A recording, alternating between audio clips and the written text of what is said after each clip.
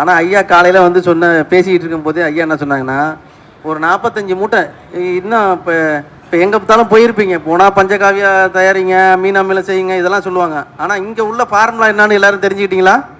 ஐயாவோட ஃபார்முலா என்னன்னு?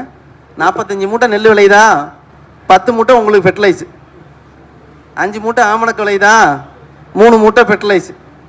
உண்மையிலே ஒரு மகத்தான ஒரு ஃபார்முலா வந்து ஐயா சொல்லிக்கிட்டுறாங்க. அது எனக்கு ரொம்ப ஒரு புதுமையான ஒரு ஃபார்முலா. ஏன்னா எங்கே போனாலும் நம்ம வந்து ஆர்கானிக் ஃபார்மில் பார்த்தீங்கன்னா மீன் அமிலம் அது இதுன்னு ஏகப்பட்ட ஃபார்முலாவை சொல்லிக்கிட்டுறாங்க.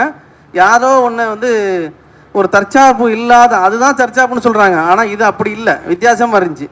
ஐயா சொல்கிறாங்க இந்த மாதிரி ஒரு ஒரு எல்லோ பிளாஸ்ட்டு ஒரு இலைக்கர்கள் மாதிரி இருக்குது அப்படின்னா ரைஸ் ஆயில் அடிங்க அப்படிங்கிறாங்க. அப்போ ரைஸ் ஆயில் எங்கேருந்து வருது? நம்மளோட உற்பத்தியில் நம்மளே ஃபெர்டிலைஸும் வச்சுக்கிறோம், நம்மளோட உற்பத்தியான மூலப்பொருளான அரிசியும் நம்மளே எடுத்துக்கிறோம்.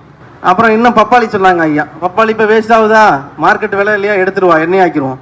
மாம்பழம் கொண்டு கொட்டுறாங்களா, எடுத்துருவா எண்ணெய் ஆக்கிடுவோம். இது எல்லாமே வந்து ஒரு வித்தியாசமான, இதுவரைக்கும் நான் கேள்விப்படாத, பயன்படுத்தாத ஒரு ஃபார்முலாவாக இருக்குது.